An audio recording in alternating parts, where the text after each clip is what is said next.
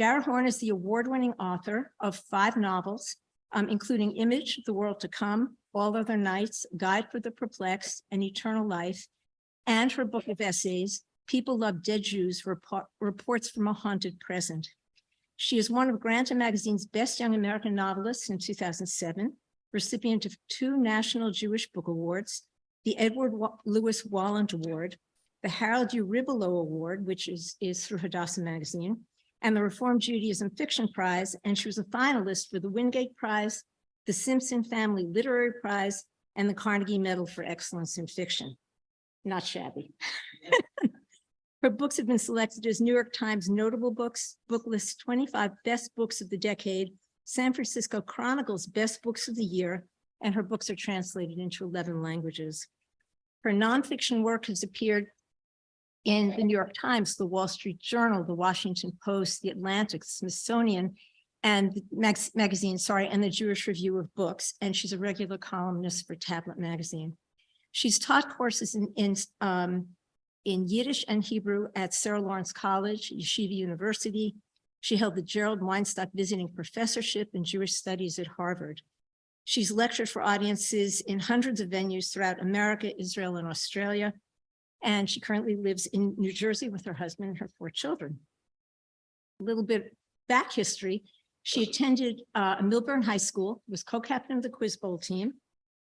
Right? I mean, that's important stuff. The family traveled internationally during her childhood, and her parents encouraged her and her siblings to write journals about their trips. When she was 14, she won a trip to Poland and Israel in a quiz competition about Israeli history, and then wrote about her trip for Hadassah magazine that was nominated for a National Magazine Award in 1993. I mean, 14, guys.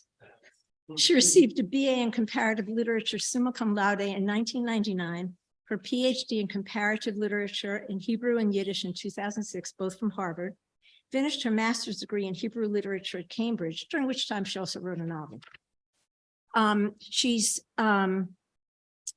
served as, I'm sorry, I don't know if I said this, served as Distinguished Visiting Scholar at Yeshiva University during the 2019 to 2020 academic year. The book that she's going to talk with us about has won the National Jewish Book Award, the New York Times Notable Book Best Books of 2021, Natan Notable Books Fall 2021, finalist for the 2021 Kirkus Prize, Publishers Weekly Best Books of 2021, and is an American Library Association Notable Book.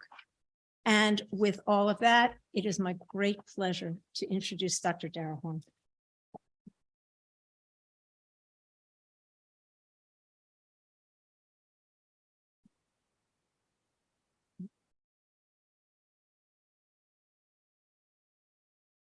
Hello.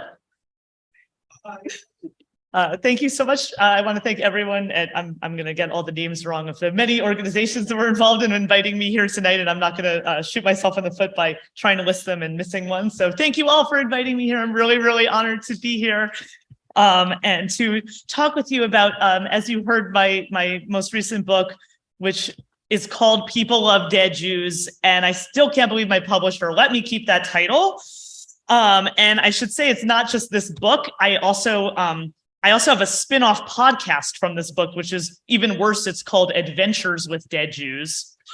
And the production team and I for this podcast, we're always joking about how we want to make merch, like coffee mugs, tote bags, beach towels, because, you know, no one's going to take your seat at the pool with your People Love Dead Jews beach towel.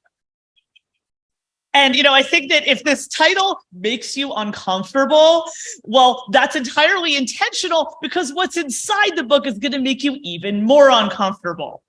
And this is entirely intentional on my part, because I feel that Jews in non-Jewish societies often feel the need to erase themselves in order to make other people feel comfortable. And that is part of the problem that this book exposes and explores. My goal is to make all of my readers, whatever background they are, as uncomfortable as possible.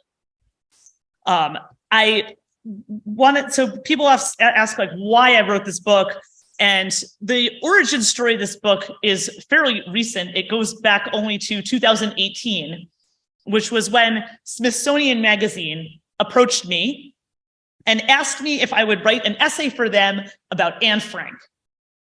And I got this request, and I was overwhelmed with dread because I just thought, wow, I really don't want to write an essay about Anne Frank that's then going to be disseminated in doctors' offices across America, because that's what happens to Smithsonian Magazine. And so, the normal thing to do would be to turn this assignment down. But I'm a writer, so I'm not a normal person. And instead, I kind of thought like, well, this is interesting. Why don't I want to write an essay for Smithsonian about Anne Frank? And that was when I remembered an incident that had happened at the Anne Frank Museum in Amsterdam earlier that year, again in 2018. And I love that for this audience, I do not have to now spend 5 minutes explaining what the Anne Frank Museum in Amsterdam is. And the incident that I had read about was about a young Jewish man who was working at that museum, and the museum would not allow him to wear his yarmulke to work. They made him hide it under a baseball hat. And he had appealed this decision to the board of the museum. The board of the museum then deliberated for 4 months, and then finally relented and let this guy wear his yarmulke to work. I had read this news item, and I had just thought, 4 months is a very long time for the Anne Frank Museum to ponder whether or not it was a great idea to force a Jew into hiding. Like, they probably should have known this. And at that point, I went back to Smithsonian Magazine and I said, you know what, I will write that piece for you about Anne Frank. It was not the piece they were perhaps expecting to get. The first line of the piece was, "People love dead Jews. Living Jews, not so much." Unfortunately, they did not keep the title that I suggested, which this essay is now the first essay in this book, and the title of the essay in the book, which is strangely was not accepted by Smithsonian Magazine, was "Everyone's Second Favorite Dead Jew." For whatever reason, Smithsonian Magazine didn't like that title.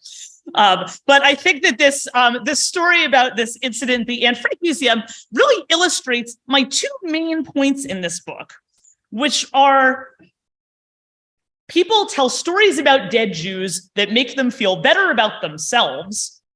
And then the sort of flip side of that is that living Jews are required to erase themselves in order to gain public respect.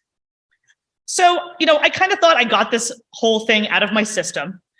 I'm like, I wrote this, I disseminated it in doctors' offices across America. Now I can go back to writing novels. The problem is this piece came out in Smithsonian Magazine in one of their fall issues in 2018. It was just a few days after that piece came out that there was the shooting at the Tree of Life Synagogue in Pittsburgh.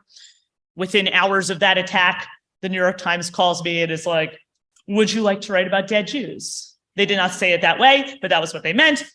And at that point, I sort of had this realization. Oh, and then 6 months later, there's another shooting at a synagogue. New York Times calls me again. As I put it in the book, I became the New York Times' go-to person for the emerging literary genre of synagogue shooting op-eds. And I'm like, I didn't apply for this job. And at that point, I sort of realized like this perverse thing was going on where like my editors at mainstream magazines and newspapers, this is the only thing they wanted me to write about. And so at that point, I dove into this topic. And I thought, the one thing that I've learned in my 20 years as a novelist is that the uncomfortable moments are where the story is. And so I thought, I'm just going to explore this and see where it takes me. And those of you who read the book know that it takes me all over the world. I explore this problem. And the problem really is this sort of role that dead Jews play in a non-Jewish society. So there's a lot of angles to this, but tonight I want to specifically focus on the situation in the United States and really unpack the situation of American Jews today regarding anti-Semitism in America, which, I speak often about this topic, and I feel like every time I speak about this topic, there's a new thing that just happened that I'm supposed to reference in this talk. So, whatever the new thing that has happened today, which today was, these people arrested in Michigan for trying to assassinate Jewish lawmakers in Michigan. That's just today's thing. It's like a fire hose. So, we didn't, for those of us who don't remember the time before we had this fire hose going, I want to sort of unpack the situation of American Jews and this sort of weird, little known history of American Jewish self-erasure in order to understand how we might change the story that we're currently living in. I am not going to solve this problem for you, sorry.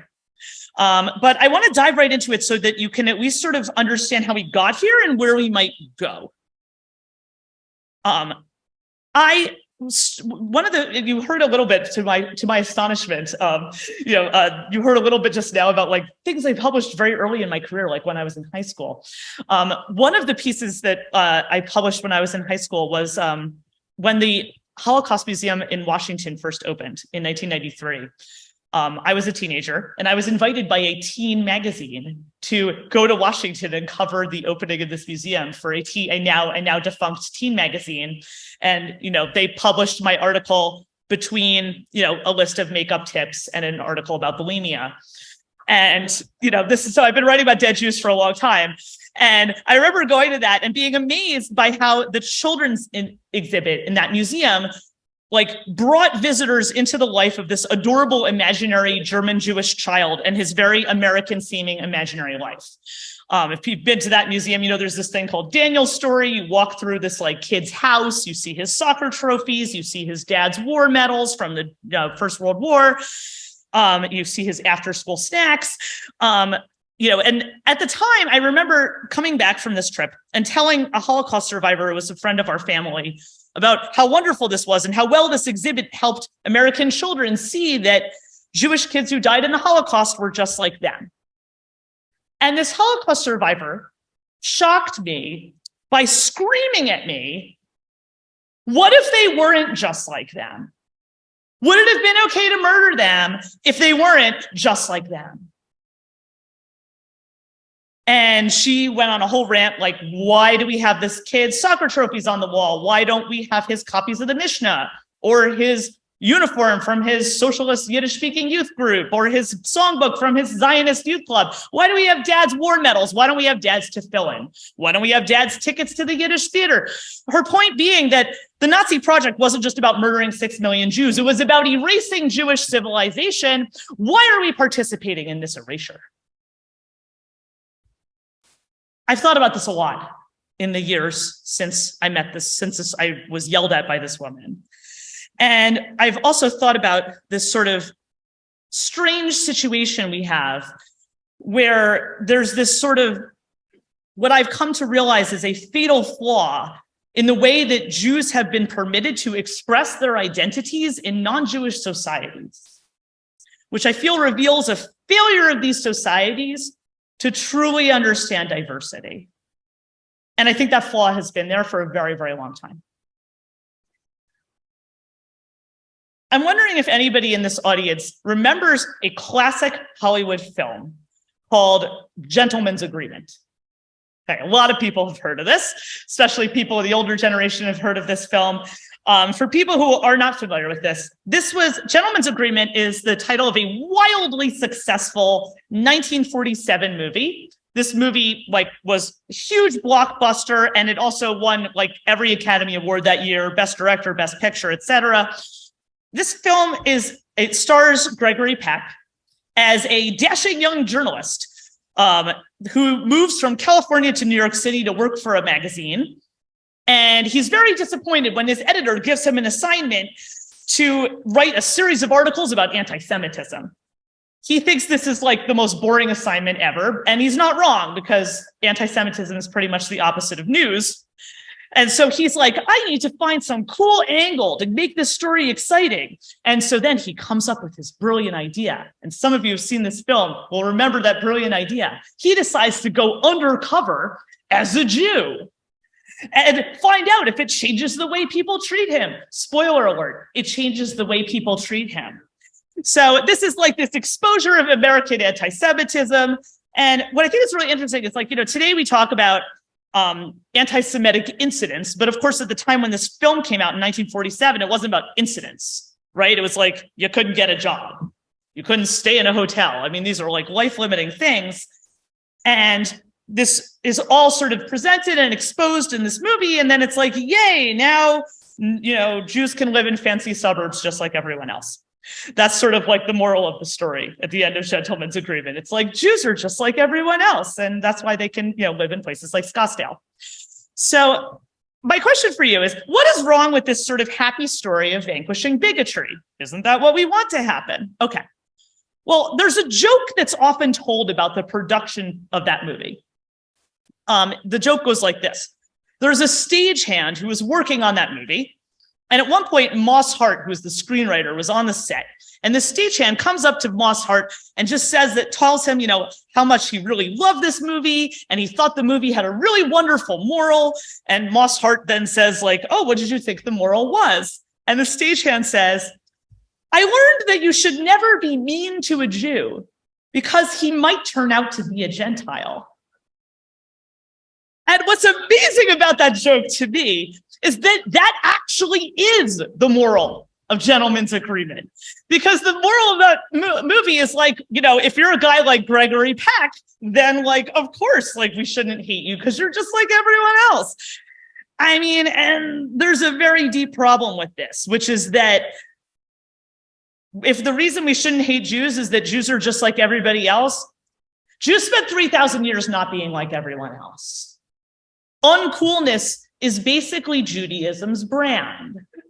And this goes back 3,000 years to when the whole ancient world is worshiping a Marvel cinematic universe of sexy deities. And the Jews are the losers in the school cafeteria who are here we are over here with our bossy, unsexy, invisible God.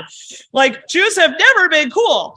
But what I think is really fascinating about this story is that it shows this necessity of self-erasure, which is built into Jewish life in a non-Jewish society, especially in the United States. I have a story in the book that I call Legends of Dead Jews, which tells a story that many American Jews have heard in their families, which I call the myth of Ellis Island. This is a story that many people have heard, which goes something like this. My great-grandfather was coming to Ellis Island as an immigrant, and he had this last name that sounded super Jewish. And then there was this bumbling clerk at Ellis Island who didn't understand his accent and wrote his name down wrong. And now our last name is something that sounds super not Jewish. Da-da-da. Spoiler alert, this never happened. No one at Ellis Island wrote down immigrants' names. Yeah, they got the names from the ship's manifest. They're compiled at the port of origin with documents, state-issued documents like passports. This never happened. What we do have, tens of thousands of court records from New York City Civil Court of American Jews, not just the immigrants, their children, going to court and changing their own names. And the reason they're changing their own names is because of American anti-Semitism, because they can't get a job. Their children are being beaten up on the way to school. They can't stay in a hotel. They can't rent an apartment. What I think is really interesting is when I tell this story to Jewish audiences, whether I write about it online or if I speak about it in an audience like this, people get really mad at me. Invariably, there are people who crowd me at the end of the talk, or they go to me they'll pillory me in the comments, and they're like, well, maybe that's true for most people, but my great-grandfather was the exception. And I'm like, no, he wasn't the exception. They're like, my great-grandfather wouldn't lie. I'm like, he lied. And what I think is really interesting, though, is why did he lie? And these are people these are super educated American Jews. They would never believe this nonsense about anything else. Why are they believing this nonsense? This story is doing emotional work for people. And the emotional work it's doing is it's hiding the reality of American anti-Semitism. And what I find is really interesting is that belief in American exceptionalism, the idea that America is a total exception to Jewish history, that anti-Semitism has never happened in America, that belief is extremely deep in the Jewish community. It's basically like a religious belief. And you can tell it's a religious belief because when you poke it, people get very angry. And that's part of the reason why whenever we have these anti-Semitic events that happen now, we're always surprised. That wasn't supposed to happen here. That wasn't the story I was told about this place. And I think what it goes back to, though, is that compromise that is part of living in a non-Jewish society, which involves Jewish self-erasure. In this book, I talk about two different forms of anti-Semitism that have plagued the Jewish community over centuries. And in the book, I name them after the holidays we have that celebrate triumphs over them, Purim and Hanukkah. The Purim story, which we're going to be celebrating next week, is really obvious, right? There's like a big bad guy who wants to kill all the Jews, right? There's nothing subtle here, not hard for anyone to understand. What I think is really interesting, though, is the Hanukkah story, because there's no point in the Hanukkah story where anyone says, let's kill all the Jews. Doesn't come up. It's still about destroying Jewish civilization, but it works a little differently. In the Hanukkah story, of course, you have this Hellenized regime that takes over ancient Judea. And at first, it's like this soft persuasion where they're like, well, we have this awesome Greek culture, and like, why would you not want to be part of it? And at first, the Jews in Judea go along with this. They think like we can be a good vassal state, and they build, for example, a gymnasium in Jerusalem for the Greek games. And Greek games are not just like the way we think of, I don't know, the NFL today. Greek games is like wrapped up with the religion. It's like, it's the way to be a person who matters in the society, is to participate in these Greek games. If you have ever been to an art museum, perhaps you have noticed that Greek athletics were played in the nude. And the Jews of Judea quickly realized that they needed to recruit teenage Jewish boys to participate in these Greek games. These teenage Jewish boys then had their circumcisions reversed so they could participate in these Greek games. I don't even want to know how that's possible medically, but what I think is really interesting about this is that at this point in the history, no one is making them do that. This is just what you had to do to be a person who mattered in that society. It's only 5 years later that they outlaw circumcision. And this pattern of Jewish self-erasure is something you see over and over again in Jewish history. Another example, so you see it in, let's say, the Spanish Inquisition. There's these situations where Jews are put to a test where they're like there's this editing that happens from the part of the non-Jewish society. Really vivid example of this comes from the Soviet Union, which in 1918, the Soviet Union actually creates what's called the Yevsektia, the Jewish sections of the Communist Party, whose goal is to spread Marxist propaganda among the Jews of what was the Russian Empire. Their slogan was, at this time, to spread their message was, we are not anti-Semitic, we are just anti-Zionist. This is in 1918. 30 years before the creation of the state of Israel. It's probably not about Netanyahu. And what's really interesting about this is, of course, in the process of only being anti-Zionist and not, and by the way, they're like, and also we're Marxists, so that means we're anti-religious. So we love Jews, but, you just can't, support Zionism, study Hebrew, or practice Judaism. But otherwise, we love you. And in the process of not being anti-Semitic and just being anti-Zionist, they managed to, imprison, persecute, torture, and murder tens of thousands of Jews. So this form of anti-Semitism requires Jews to participate in their own erasure and humiliation. And it happens when this broader non-Jewish society is editing how Jews are allowed to express their identities. And basically, it's this broader non-Jewish society also, even in the most benign forms, is putting Jews into the boxes that they know best, that make sense to them. I often speak at college campuses about this book. And when I'm in these college campuses, I'm often presented with these questions from the students where they're asking basically, are Jews a religion? Are Jews white? Are Jews a nationality? And the answer to those questions is that Jews predate all of those categories. You're trying to put Jews in a box. Jews predate the box. And what I found is these boxes are then used to erase Jewish experiences. So, for example, I remember one campus where I spoke and a student said to me, my professor says that Jews are white, so they never experience bigotry. And I was like, okay, well, there are 10 things wrong with that statement. I could sit here and spend 20 minutes unpacking all 10 of those things, but let's not. Let's pretend that your professor is correct and Jews are white and they therefore never experience bigotry.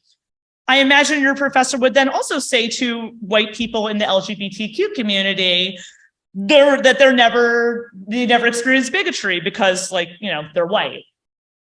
And there's also a similar kind of dynamic when you have people saying to Jewish community, it's like, we love you, we're not anti-Semitic, but like, if you're supporting Israel, like, you know, that's gross and that's unacceptable. Again, I bring up the same analogy where I say, would you say to people in the LGBTQ community, we love you and we're not homophobic at all and we totally accept you and we're so thrilled that you're here. Never bring your partner with you in public anywhere ever. We love you.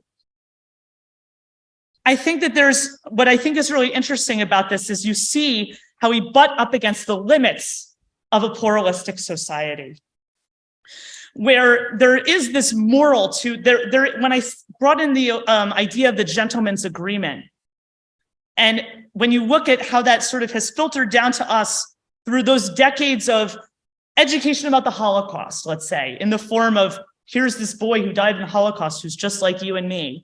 If you think about the way that we educate people to live in a pluralistic society in this country, is our idea is basically that we shouldn't be mean to people who are different from us because they're actually not different from us. They're just like everyone else.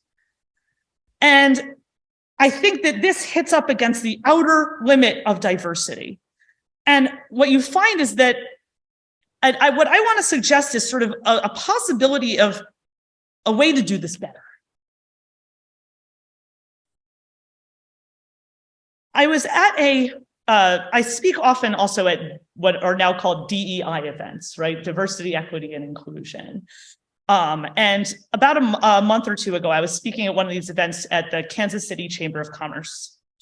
And one of the people at that event was telling me about a recent event in their city where, I don't even know if you could call it an event at this point, it's just like a normal day, where there had been, in whatever the busiest intersection in Kansas City is, there had been a man standing on this intersection for 8 hours a day for like weeks on end, holding a giant sign that said, "It's the Jews."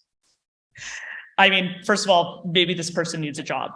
But the interesting thing about this is that, you know, this person who I was speaking with, who brought this event up at this event, said, well, you know, obviously this is this anti-Semitic provocation.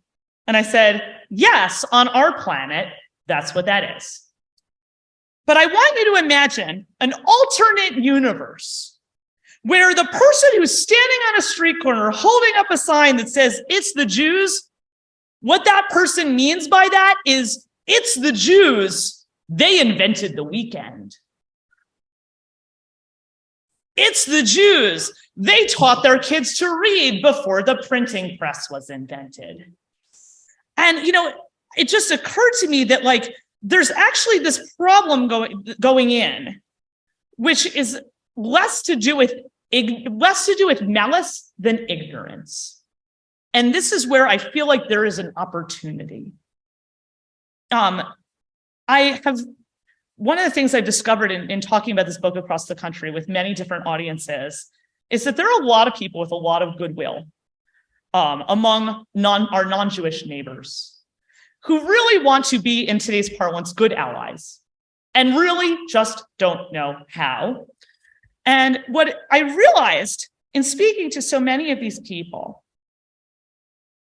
is that there's one thing that they know about Jews, which is that they were murdered in the Holocaust. That is the only thing they know about Jews. And what I think is sort of troubling about this is that what is troubling about this is that what they have been trained to see is Jews as people with no agency.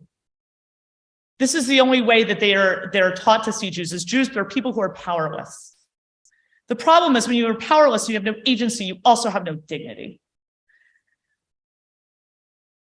Fortunately, I think that this is also an opportunity because our community was very successful in getting Holocaust education into all of these many schools across the country, perhaps not enough.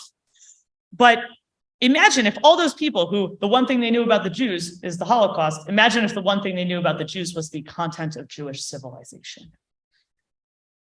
As I've been, when I wrote this book, this is my first nonfiction book, and I hadn't realized at the time that when you write a nonfiction book describing a problem, people aren't satisfied with your description of the problem. They then expect you to solve the problem. And since I published this book, I've had people asking me all across the country, so what's your solution to this problem? And I'm thinking, like, are you really asking me to give you the final solution to the Jewish question? Because I really wasn't prepared to give that to you. But in thinking about this more, I'm sort of realizing that there is an opportunity to turn this problem inside out and to take advantage of the fact that most people are experiencing, it's not malice, but ignorance. And when you think about those people who the only thing they know about Jews is that they died in the Holocaust, is they're not wrong to think that, because that's the only thing in the high school history textbook. The only thing it says in the high school history textbook about Jews is that they died in the Holocaust. Maybe there's a paragraph at the beginning about the Israelites. It doesn't tell you those people are Jews. They're people who died a long time ago. Who cares? But what I really think is that while this, but now I imagine, like, what if we were to share the blessings our tradition has given us on street corners? This is not my solution to anti-Semitism, which really is not the Jewish community's problem to solve, other than to insist on our ability to protect ourselves. But it is my solution to the spiritual crisis that anti-Semitism brings about in people who have not had the gift of knowing anything about who Jews are. I think that everyone, Jewish and non-Jewish, needs a basic Jewish education. I think it should be taught in public schools. But I also think everyone in the Jewish community needs it too. Because once you are steeped in the eternal staying power of Jewish civilization, you are not going to be scared off from being Jewish by someone else's pathology or insecurity. But I think that this is essential to teach to everyone, because Jews are not bit players in the history of the West. You really can't understand the history of Western civilization without understanding Judaism. And what I mean by this is not like, oh, let's look at all these Jewish Nobel Prize winners. I'm talking about something much more basic than that. I'm talking about Torah. And when I say Torah, I mean Torah in a political sense. Yes, Jewish culture, the culture that we are privileged to possess, starts with Torah. It starts with the covenant that creates a partnership between humans and God. Now, I know that many people in this room right now that I said this are about to tune out because you think that I am talking about what our non-Jewish neighbors call religion. But Judaism predates what they call religion. And I think that all of us need to understand the radical meaning of Torah and what it introduces to the world. And I'm going to do this in like 3 minutes for you. Just to demonstrate that you actually could teach this in public school. The foundational concept that Torah gives us is 1, a resistance to idolatry, and 2, an understanding that freedom requires responsibility. These two ideas, resistance to idolatry and that freedom requires responsibility, these two ideas are the antidote to tyranny. Today, so let's unpack those. Today, when you think about, if I say idolatry, you probably are thinking about like praying to a statue. That is not what idolatry is, and it's not what it ever was. In the ancient world, societies had many gods, and one of the gods was the dictator. You see this in ancient Egypt, where the pharaoh was one of the gods. Jews have one God, and that is our moral structure. So when Jews say they are not bowing down to idols, what they actually mean is that they are not bowing down to tyrants. This is a resistance to tyranny. I talked about freedom requiring responsibility. The other key component of Judaism is the idea of commandedness. The idea of commandedness, that we are commanded by God to follow these moral instructions. What this means is we have free will, because it would not make sense, as many, many rabbis throughout Jewish history have pointed out, it would not make sense for God to give commandments to people if people didn't have free will, because otherwise, why would you have to tell them what to do? The point of people having free will is that it means that freedom requires responsibility. Freedom is not freedom to do whatever you want. Freedom is a responsibility to take on what you need to do to build a just society. I'm going to give one very simple example of this. The example I gave earlier about Jews invented the weekend. Sounds kind of like a joke. It's not a joke. Here's what I think is really interesting about this idea. We often today maybe think about Shabbat, about the Sabbath, as a ritual experience. Like, there's things you can and can't do on Shabbat. Okay. That's not really what Shabbat is. Shabbat is a social justice initiative. And here's how deeply this social justice initiative goes. In our era, we all know about the different anti-Semitic tropes and caricatures that plague our era. Here's one that you've never heard before. You know what one of the anti-Semitic stereotypes in ancient times was? That Jews were lazy. You know why? Because other empires that took over the Jewish people were like, what's wrong with these people that there's a 1 day out of 7 where they are bums and do nothing? And the reason they thought that is because in the ancient world, leisure was only for the wealthy. No one had leisure except for wealthy people.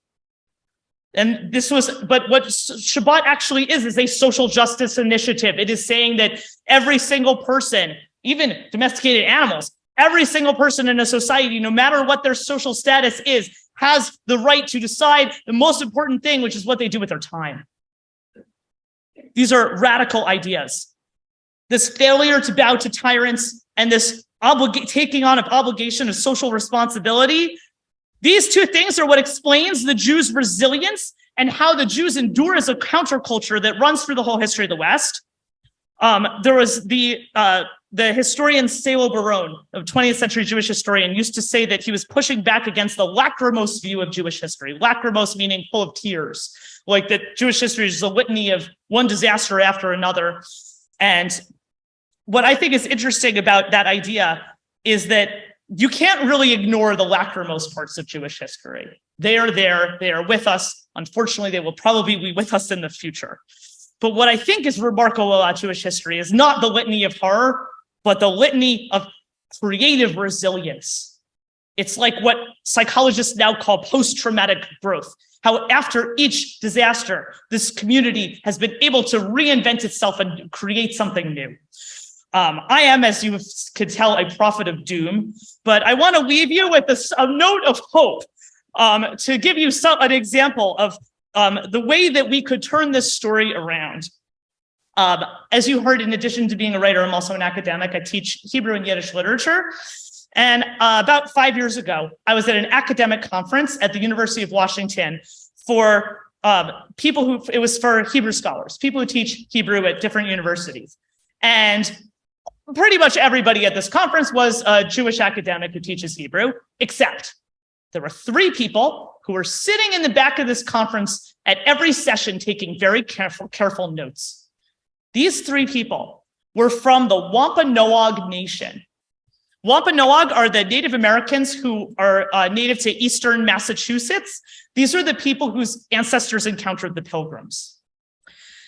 They were at this Hebrew conference because their goal was to revive the Wampanoag language, which had not been spoken in 250 years.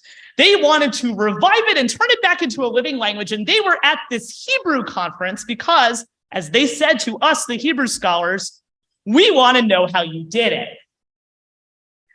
And what I would say to all of you is, don't you want to know how we did it too? We have so much to offer the world, but it requires embracing and celebrating our dignity as living Jews. Thank you so much for listening to me. No one listens to me like this at my house.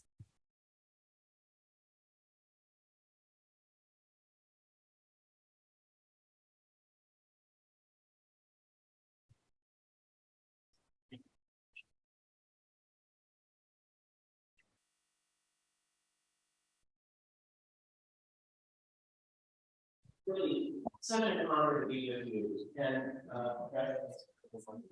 introduce yourself too. Really an honor to be with you. One of the things, in addition to everything else that we're doing here, this evening, we are ending our Congregation of Centennial Scholars, which has been in recognition of our 100th anniversary as a synagogue. And so our partnership is always sacred. And I think we haven't always been great partners. So I feel like maybe now we can start to be great partners again. Really, thank you for everything. Rabbi Mason Barkin, Rabbi Angelowitz, and I will sort of open up with a few questions for Dr. Horn. And then we're scheduled to end by 8:30, so we'll make sure we have some time for Q&A from the crowd, walk around with the microphones, and repeat your questions, and people on Zoom hear it. So let's dive right in. Here's my question, Dr. Horn. It's hard probably to be as provocative in many ways as your book's title was, which is why I love it. But let me ask you a question that may be provocative, maybe you've been asked before. What do we do with the issue? I'm not going to call it a problem, but the issue of Jews loving dead Jews. What do we do with the issue of Jews unifying around anti-Semitism, unifying around the idea of building Holocaust museums? Right after the Pittsburgh shooting, this room, we had a community service, was filled, overflowing out into the rotunda. So is that something to consider as part of the problem, and is there a solution? And the second question that I had as I was sitting there was, I just heard Rabbi David Wolbe say a couple of weeks ago how great it is that our current president and last president both have Jewish grandchildren. And what's that about? So those are my two questions. We can ask two. You can ask more than two. So let's start with the first question, and then I'll pass it on to Rabbi Mason Barkin. But this idea of Jews loving dead Jews. Sure. Well, so a lot of people ask me this. I do think that the role of the sort of dead Jews problem is different. It plays a different role within the Jewish community than it does outside of it. Because the reality is, like, all of Judaism is based on dead Jews, right? I mean, that's like, the whole thing is based on this historical consciousness.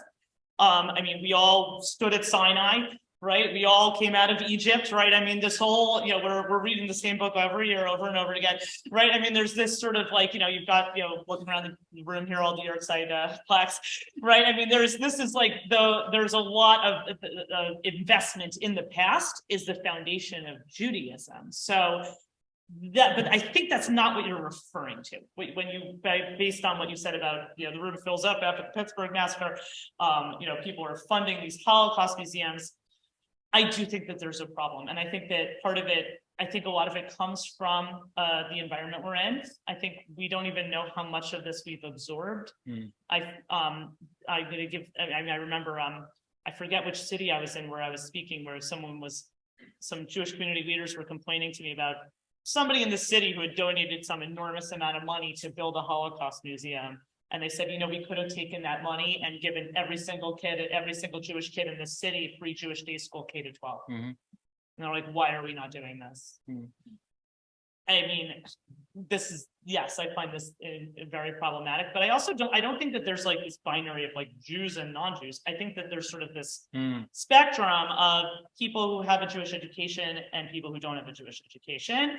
And a lot of Jews are in the category of people who don't have a Jewish education. And so I'm not particularly surprised that there are a lot of Jews whose connection to being Jewish is that they learn about the Holocaust because they got the same public school education as everybody else. Guess what? That's also the only thing they ever learned about Jews. But what this means to me is that there's an opportunity. There's an opportunity to change this. There's an opportunity to flip this narrative. Nice. Yeah. Thank you. I feel like there was another question that I No. Okay. Oh, Jewish grandchildren. Yeah. I thought that. I mean, so there's the path in the future, right? I mean, don't we all want Jewish grandchildren? Right. We all should be so fortunate as these presidents to have Jewish grandchildren. Well played, Ian. Thanks. Well played. Nice. Well, hello. First thing is, I think we need to do a 23andMe, because I'm pretty sure there's a dead Jew somewhere that we are related. Well, I mean, that's true with. for all of us. Yeah. I think it's Abraham. Abraham. Yeah. Snap. Was he a ginger? I mean, don't know. David was King David. There you go. Yeah. We go back to King Yeah, David. King David was King David. But yeah, Gingies with big opinions. I Yes, guess. that was I true feel for King kindred David as well. So I want to first of all shout out the Congregation Beth Israel Book Group, because there's a number of people here in the room who we did our homework and we Oh, wow. read your book. And You we know it better all, than I do. we came together and we discussed, was it just last week? It feels like a while ago, but we all discussed your book. And so my first question is actually comes from the group. When we talked about it last week, you would have loved to have been a fly on the wall. It would have been great. And that my question is, this question that comes from this group is about how we love living Jews. And specifically, you did address how we can, as a people, do better to love the living and love our lives as Jews. But their question was, how do you, as a Jew, live this message? How do you embody this in your life? Great question. Thank you. Thank you. Thank you. Thank you for reading. This is the center of my life. There's sort of two things that I feel very fortunate that as a writer, I was born into a religion, or I should say a culture, because I don't really think it's a religion. As you heard, I was born into a civilization that like obsesses over books. You know, reads the books over and over again, dances with books, kisses books, right? I mean, this is a great place for a writer to be. But the way and so if your question is about like, am I an observant Jew? The short end, I mean, it sort of depends who's asking whether I'm more or less observant than you, but like, I mean, this is something that infuses my everyday life. But what I want to say about it to distinguish is that what's important to me is creative reinvention of tradition. So I'm going to give just one example of how this plays out in my house. So I host Passover Seder every year, for example. This is just one example. I host Seder. I'm from a very large family. My parents have, thank God, 14 grandchildren. And so it's a lot of people. And yeah, I remember dealing with the dilemma the first time I was hosting the Seder of, we were doing a Seder that's very traditional in that we're doing every single page of the Haggadah. And so it's like, well, we have all these little kids who are jumping out of their seats. What are we going to do? Every single page of the Haggadah is like an elaborate interactive activity. This is like a Vegas Seder. So when I say a Vegas Seder, I'm just going to give one thing that we do. So, and also I should say it's traditional that we do every single page of the Haggadah. Not traditional, we do use technology. So we now have done for the plagues and Dayenu is have you ever been to one of those like Halloween walkthroughs where you walk through and there's like, teenagers dressed as zombies jumping out of closets and it's like, so we actually have a very small basement, but we put up all black paper and it's divided into this like walkthrough with different little mini rooms in it. It's all black paper with neon paint. We have black lights. And each room, and we have all these kids are as actors who are acting out different scenes, and it changes every year. So it's like the kind of thing where like, one kid will pop out of the closet in a Grim Reaper costume for the angel of death and like, slay the firstborn. We have a laser swamp for the parting of the Red Sea. I don't know if people know what it's like. If you go to a rock concert, it's like we cleared out our garage. We put blue lasers at waist height around the room. We have fog machines. And then so it creates this effect where at the level of the laser, it's like a surface of water where you see water rippling. And when you walk, it parts for you. So it's like, you walk through this, it's like the rest. Yeah. So, I mean, one year my husband made these LED light animals for all the animals in Chad Gadya. And so it's like we drop the lights and then each person has, and then like it's like a neon of each of the animals and characters. So they light up each. It's like, no, my kids have no idea that there are other people who think that Seders are boring. Like it doesn't come up. It's like in every is completely different. And yeah, so this is so that's an example of like reinventing the tradition and making it your own, because that's the other thing I've noticed is like what did you learn in school? What are the things you retained from what you learned in school? Was it the stuff you studied for on a test, or was it the thing where you had a project? the project, right? So for us, everything is a project. And all my kids, it's like every week for years when they were younger, they would act out that I would be like, you guys write a play about the Parsha.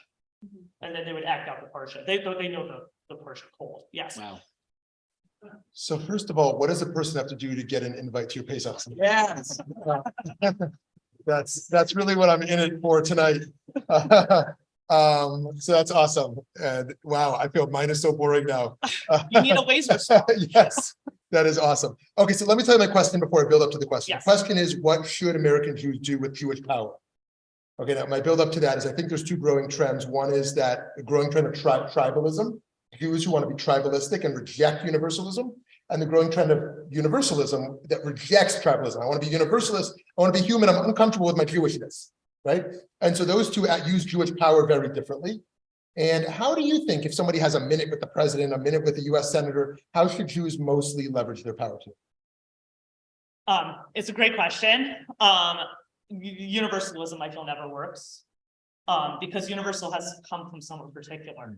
And if you don't have like other, there's like the old joke, I think it was Karl who used to make this joke that when people come to his concerts and someone came to him and said, like, when someone came up to him and said, I'm a Catholic, they would know that person's a Catholic. They came up to him and they said, I'm Protestant, knew that person's Protestant. When someone came up to him and says, I'm a human being, he's like, you're definitely a Jew, right? Like, there's this like need to, and to me, that's part of that self-erasure is this like, I'm part of the humanity of man. It's like, well, so are we all, right? Like, you don't have to say that part.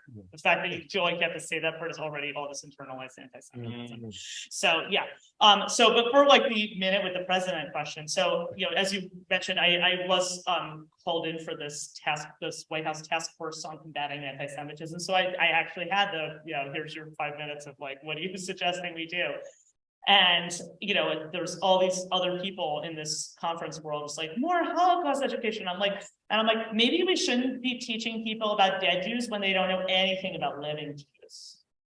I think that there's a few things. One is, as I mentioned, Jewish education. Like what I told the White House task force was, people are very susceptible to these online conspiracy theories. And on this topic, which is like the conspiracy theory to end all conspiracy theories, we're not giving them any other information because we're not telling people who are Jews. Basic question, who are Jews? Like, are Jews a race, or Jews a nationality, or Jews a religion? Like, you're not even giving them that.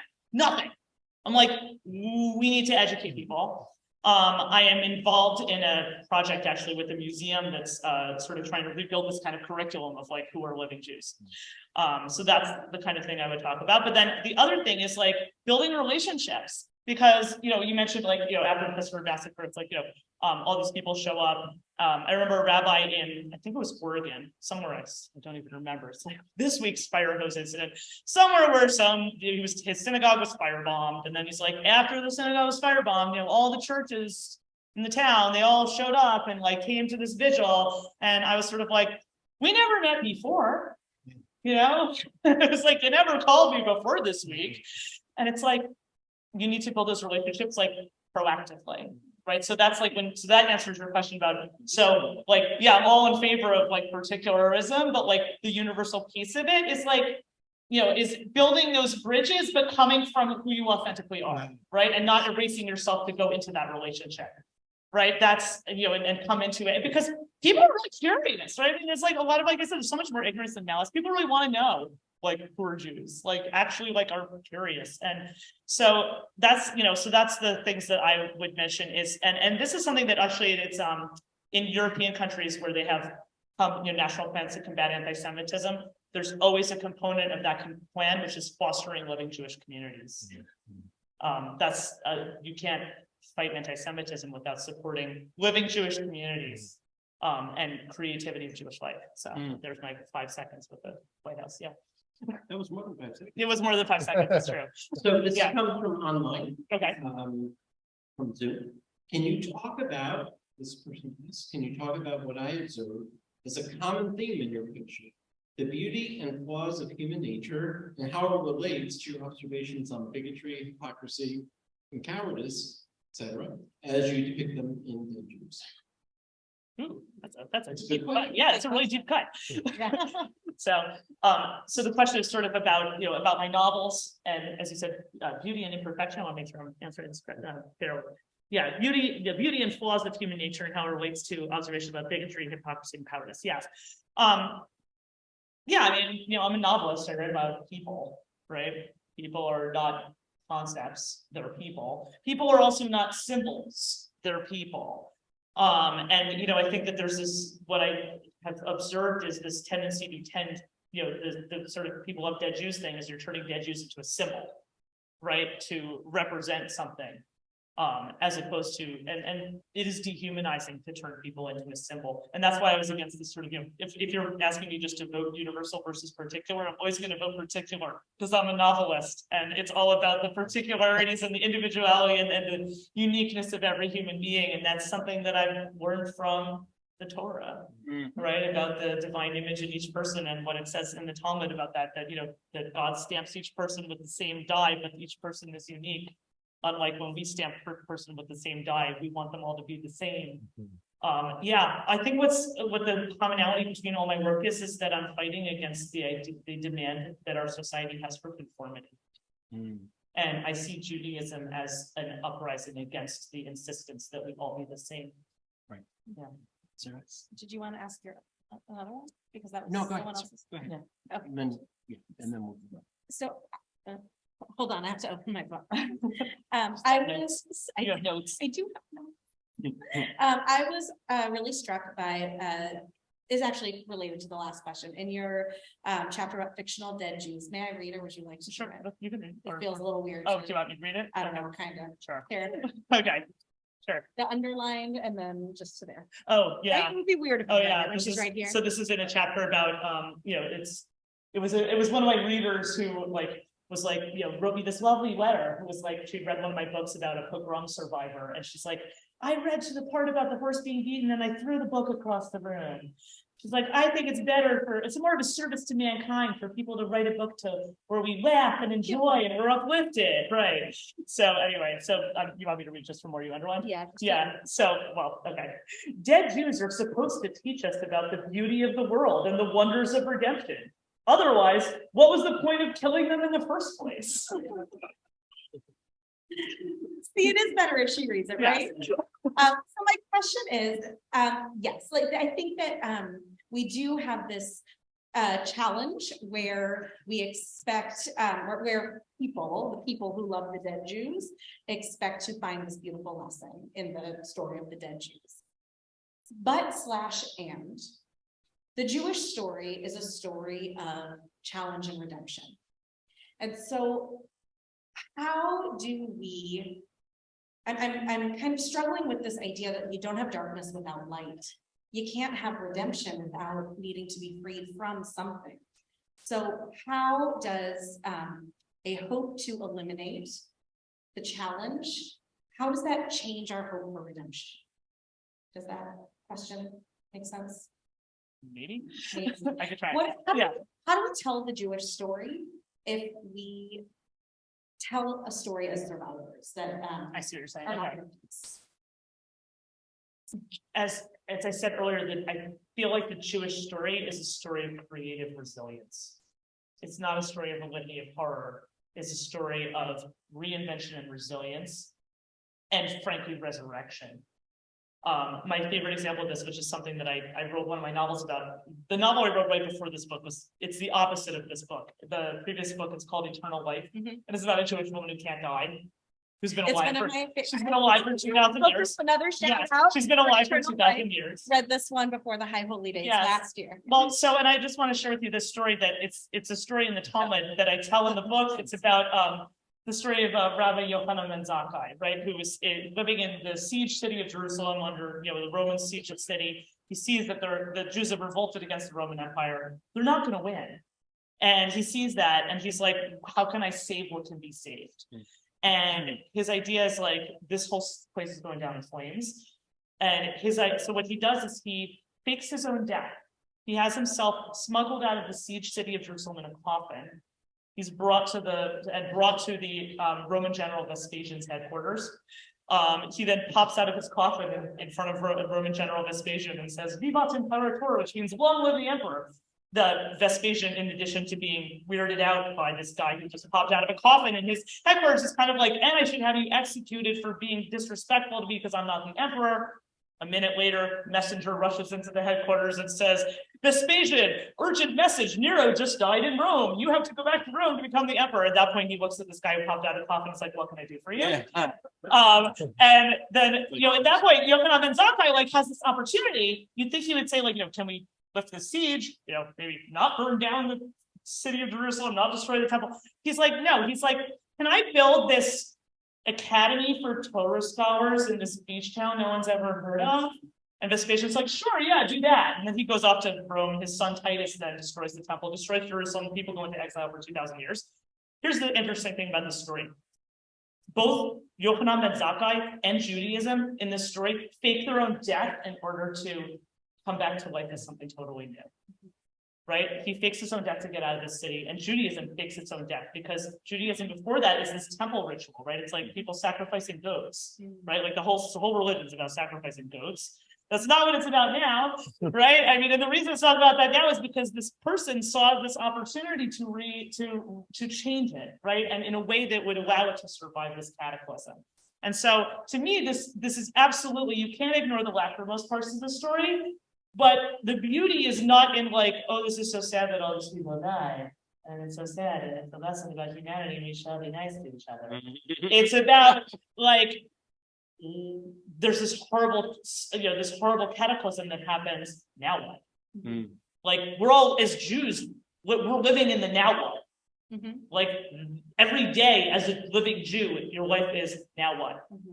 That is the challenge that's presented to you as a living Jew. Like, there's no reason you should not still be here today, right? This is what Mark Twain wrote in his essay for Harper's Magazine, right? He wrote this essay called "Concerning the Jews." In the very last paragraph, he says, like, "The Egyptian empire is dust. The Persians have, have come and gone. Who's even heard of the Parthians anymore? All these ancient people are gone. Only the Jews remain. What's the secret of their immortality? This is the secret is created for souls." One more. You want to do one more or go on? And then you can Fight it out. So real quick, we've got about 20 minutes left, and our goal is to get some questions going. My last question, and I'll try to make it quick. Sorry. It's okay. Thank you. Creative resilience and that we tell the story. Little kid once asked me, "How long is forever?" And I said, "As long as you're telling the story, it's forever." So what story, you talked about the two ideas from Torah. Yes. Individual responsibility and the idea about not worshiping things. So what are some other maybe quick hits on the story that we need to keep telling so that our forever keeps going and sustaining? Sure. I'm going to give you two. This is so much fun. This is like sermon material for Rabbi. Totally. Love that. This is like My favorite. secondary game. Two favorite stories that I didn't mention up there. Okay. One is my story of Joseph, right? When Joseph is in Egypt, he's falsely thrown into prison. And then there's this, the story is that the Egyptian Pharaoh, this is the Pharaoh before the enslavement. The Egyptian Pharaoh has these dreams about 7 fat cows, 7 thin cows, 7 fat sheets of grain, 7 thin sheets of grain coming out of the Nile. He's like, "I can't understand this dream." And then there's like this guy, this Hebrew slave in prison who knows how to interpret dreams. And then, Joseph comes out and he's like, "You're going to have 7 great years of, great harvests and 7 bad years." And like, I just remember like reading this and, you think as a modern person, like, oh, in ancient times, they thought dreams were about the future. And then, now we're so much smarter. And we think that dreams are just like, about our fears and anxieties and stuff like that. No. Pharaoh lives in a country with one water source. Good years, the Nile overflows a lot. Bad years, the Nile doesn't overflow a lot. He's aware of this pattern. He's worried about it. This is an anxiety dream. The novelty that Joseph brings to him is not there's going to be good years and bad years. Pharaoh knows that. The novelty Joseph brings to him is what Joseph says to him next. Joseph says to him, "You know what you should do is you should save the food from the good years so you have something to eat during the bad years." And then Pharaoh's like, "Wow, you're a genius. Get that thing." It's like, wow, that's really stupid. Pharaoh, why didn't you think of that? Right? But this is where it gets interesting. Why didn't Pharaoh think of that? Because Pharaoh is part of this polytheistic system where he's supposed to be a god. He's like, oh shoot, like I can't fix this, right? And then Pharaoh, but this polytheistic system is also a fatalistic system, right? Where the gods give, the gods take away. Who can ponder the ways of the gods? They're just fighting each other and we're just like pawns in their game. Joseph already is part of a tradition of partnership with God. Partnership with God means that God gave us brains and we're supposed to use them. We're supposed to solve problems in nature. This is what we call technology, right? This is like one of the gifts. This is like Shabbat and all these other things. This is another gift that the Jews give to the world, is this idea that you are a partner with God, you are part of nature. You can save the food from the good years so that you have something to eat during the bad years. Like, this is obvious to us. It's only obvious to us because it's already there in Joseph's idea. This is an idea that Judaism gives to the world. So that's one. Here's another quick one. Story of the lost book. We have this constant anxiety in the American Jewish community, like, oh, we're assimilating, every new Pew survey is about how there are fewer and fewer people who know what, have anything to do with this community, blah, blah, blah, blah, blah. Okay. I want to reassure you that this is a really old problem. There's this recurring story about the lost book, and this is one of my favorite versions of it. It's in the Tanakh. I'm going to get this wrong. I think it's in Malachim and Book of Kings. It's actually on Passover. It's one of the off-tours I read. King Josiah in ancient Judea they're doing a renovation project in the temple. They're cleaning out the temple, they're renovating the bathrooms. As they're redoing the grout and the temple tiles in the bathroom, one of the workers finds a lost scroll. And he brings that scroll out. He's like, look what I found in the temple, this lost scroll. And they're like, oh, what is this scroll? They open it up. They're like, we've never read this before. You know what the scroll is? It's the Torah. And then they're like, look at this Torah. They're like reading the scroll. They're like, it says in here that there's this holiday called Passover that we're supposed to celebrate. Maybe we should do that. And they're like, great. And then it says in that year, the kingdom celebrated Passover for the first time in 400 years. I don't care what the Pew survey says. As American Jews, we're way ahead of King Josiah because we've celebrated Passover in the past 400 years. And the reason I mention this story is because this is another, we have this idea tradition is this constant thing where something's passed down from generation to generation. No. The pattern in Judaism is not passed down generation to generation. The pattern in Judaism is loss and reformation.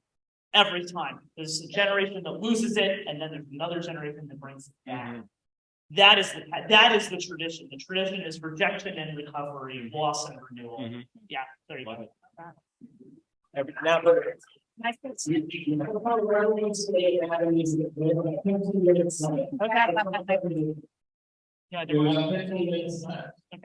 microphone's not working. Okay. So I'm going to do a lot of double jury.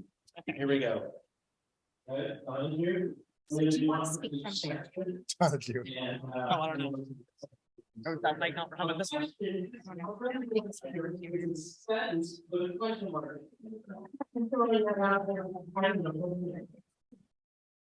question to you is, the book is called People Love Dead Jews, which is feel that book name would be as engaging and interesting, but it was called People Love Dead Semites.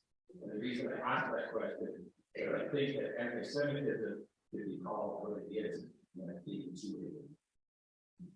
Okay, we're on. Oh yeah, because there were. Or do you want me to? Or do you want me to go up there? No, Okay. Okay. Like to keep it more. Yes. I love your comment that teenagers should listen to me. That's not what's going on with the teenagers in my house. Sorry. You'll be shocked to hear that. Yeah, teenagers in my house not so interested in listening to me. But to your comment of people love dead Semites, why we stuck. It really does suck that we have to use this term that was created by anti-Semites. Because that's the origin of this term anti-Semitism. It was like a 19th century anti-Semites idea of how to make Jew hatred, which was the old term in German was Judenhass, hating Jews. But that didn't sound classy, and they wanted to make it sound more scientific. And so they changed it to anti-Semitism. So yeah, it really sucks that we're stuck with this term. Yeah, I mean, this should really be called something like, anti-Jewish racism. Yeah.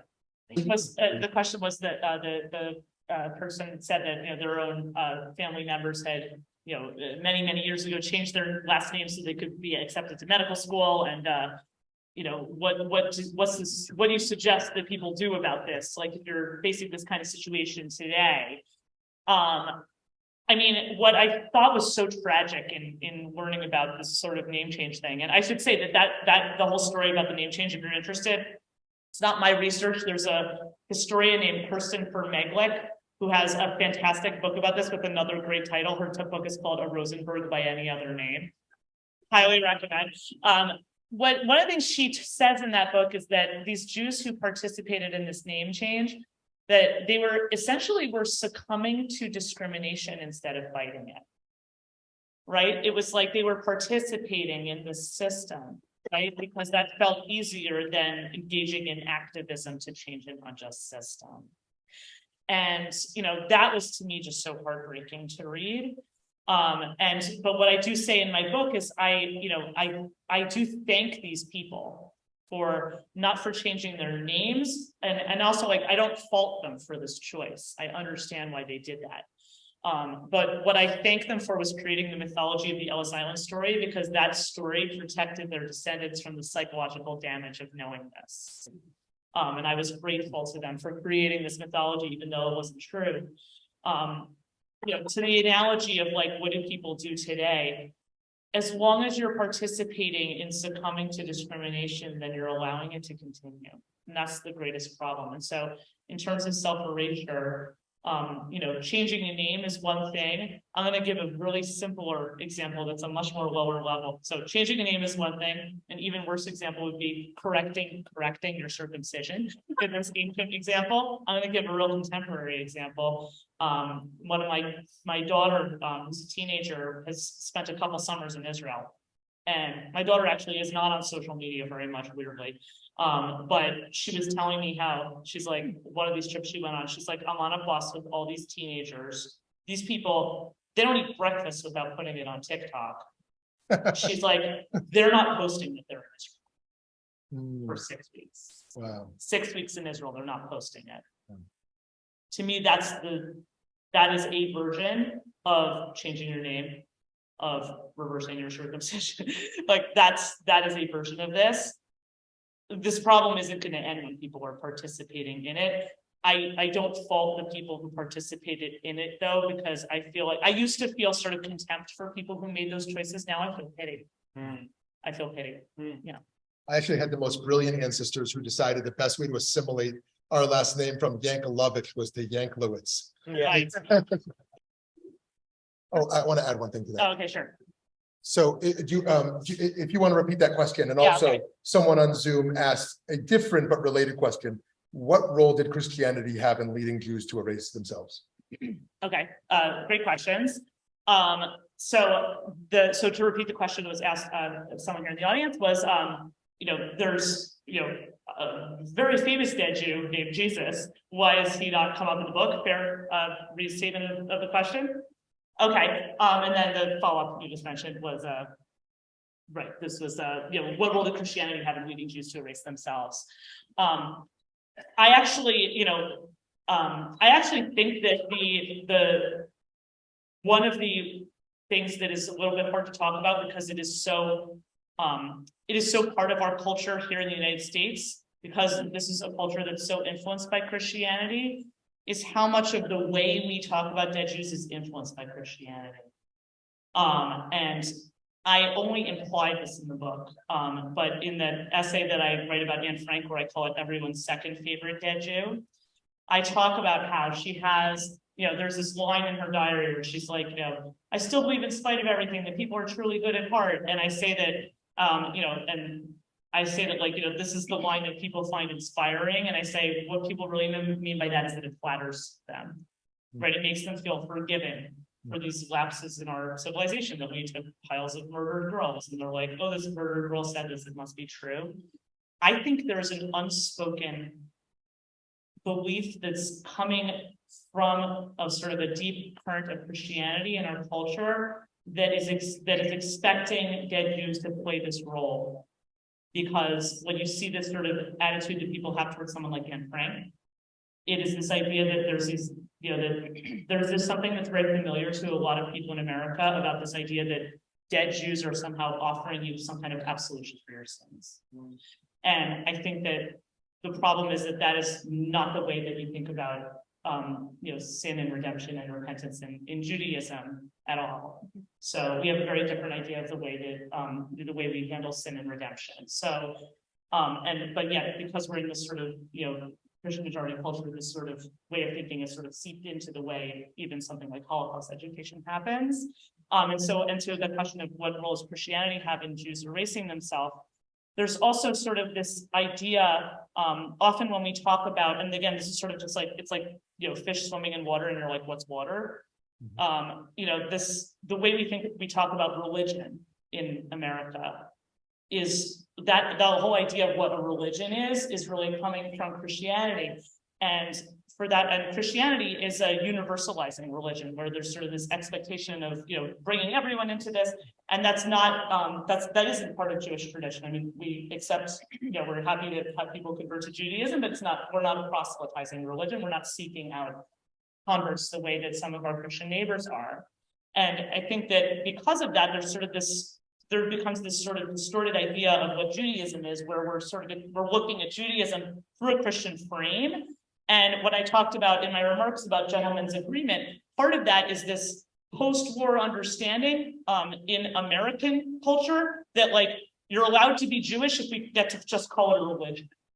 Just make it a religion. It's not an ethnicity, it's not a culture, it's not any of these other things. You're allowed to be Jewish if it's a religion, because that's what this society, that's a category that this society can understand. And the problem is that Judaism is there's millions of people who are secular Jews, right? And those people are not any less Jewish than, guy wearing a black hat. So, this parrot, whereas have you ever met a secular Mormon? Right? It doesn't make sense, right? So it's this sort of ideas don't fit. And so I think that there is sort of something that, and I will admit that it was hard to write about because, I'm writing in English for an English-speaking audience, many of whom are people, from many different backgrounds. And this is a real difference in Jewish and Christian philosophy and way of life not way of life, but a way of thinking about the world that I think is really, really hard for people outside of the Jewish tradition to grasp because there isn't a language for it. That we're missing a language. One example I give is that, I often say when I talk about this, Judaism isn't really a religion. Jews are, and then people are like, well, then what is it? Here's the answer. Jews are a type of social group that was common in the ancient Near East, very uncommon in the West today. It is a joinable tribal group with a shared history, culture, and homeland. And part of that culture is a non-universalizing religion. Okay, that was a paragraph. In Hebrew, there's one word for that, which is 2 letters long, 1 syllable. That whole paragraph I just said, we don't have that word in English, but we have it in Hebrew. And I think that those lack of language, we don't have the language to talk to each other across these traditions. And when I talked about having proactive or building relationships, not just reactive when something bad happens, I think that that's sort of where those conversations need to begin, is sort of just even examining, when you talk about interfaith conversations, it's well, is Judaism really a faith? I don't know that it is the way that our Christian neighbors might use that term. And so it's think about what do these terms even mean? Whose language are we using? And I think that that's, worth having that conversation so that we can understand each other better. I don't know if that really answered your question. I hope I tried. Rabbi Mason Barkin and I went to Israel with our friends from Black Baptist Church. And some of our members who were here tonight observed how intense the just watching them get baptized in the Jordan River was. And one of our members who's here tonight, she asked us the first thing after all 62 of these wonderful, very faith-filled people immerse themselves in the Jordan. Her question was, why don't we have something like that in Judaism? It's called the mikvah. No, Okay. not the mikvah part. Okay. Why don't we have why don't we feel as emotionally, faithfully connected to God in Jewish ritual as they do in their immersion? And we had some quick answers for them. I'm just wondering, like, what is the Jewish equivalent of our faith?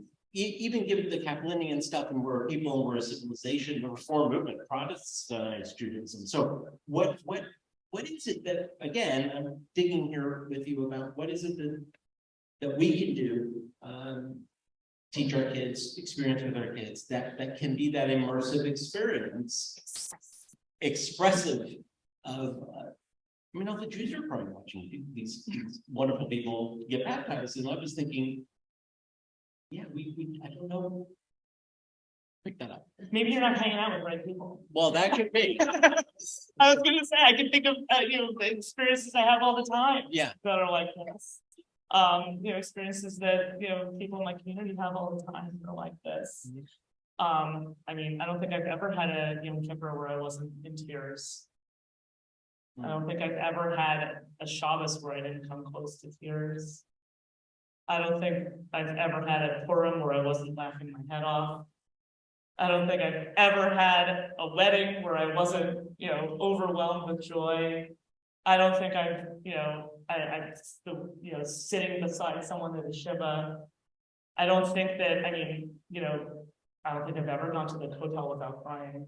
I actually remember my children all being alarmed by that, by being, not by me crying, but like, well, yes, but also by them being like, I remember my daughter being like, actually one time when she went by herself, like not with the family, like when she was on one of these trips to Israel with her peers, being like, I remember her texting me like, I'm crying at the hotel and I really don't know why. And I'm like, everybody cries at the hotel. You don't know why. And like, that's, I've felt that many times. There are a lot of people who feel that every single Shabbos. I go back. I think you're not hanging out with the right people. Well, I am hanging out with the right people. I think it goes back to what you said, though. It's about waking up and booting Jewish every day and seeing the world through Jewish eyes every minute of every day. Yes. And then it comes. It comes to you through those experiences. And I think that there's a reluctance, if not a fear, on the part of American Jews writ large to experience life that way at all times, immersive. Yes. Oh God, Rabbi Mason, Yes. and then we're going to wrap up. Okay. Then you're going to wrap up because it is 8:30. Yeah. I think that there's a challenge in this here for us who are a part of Reform Jewish communities. Because I think as Reform Jews, part of the evolution of Reform Judaism was about taking some of that emotion and exuberance out of our worship and our experiences in order to assimilate and be more like our Protestant neighbors. And so in that process of— But not your Baptist neighbors. But not our Baptist neighbors, right? We You were going more Episcopalian. but I think that this is a challenge for us as Reform Jews as we do this work of loving our living Jewish selves, of not being so confined to the decorum of the holy experience, and allowing ourselves to be emotional in it, allowing ourselves to go deep. And to not always have it be about sitting nicely in the chair and opening the book to the right page, but like, what does it feel like to get up and sing and dance? Right. What does it feel like to be so moved on Yom Kippur that you weep? And I don't think that's a part of a typical Reform Jewish experience. And I appreciate the challenge to go deep and get emotional. Nice. Reb, Shmuley, Let's hear it for the amazing Dara Horn. Oh my God. Oh my God. I want to thank our wonderful partners at CBI. Thank you. Rabbi Mason Barkin, Rabbi Khan, and the whole team for partnership and sponsorship, and our great friends at Scottsdale Arts and Dr. Jackie Chenkind for initiation and partnership. And thank you all. Keep learning the Valley Big Midrash. Happy Purim, happy Pesach.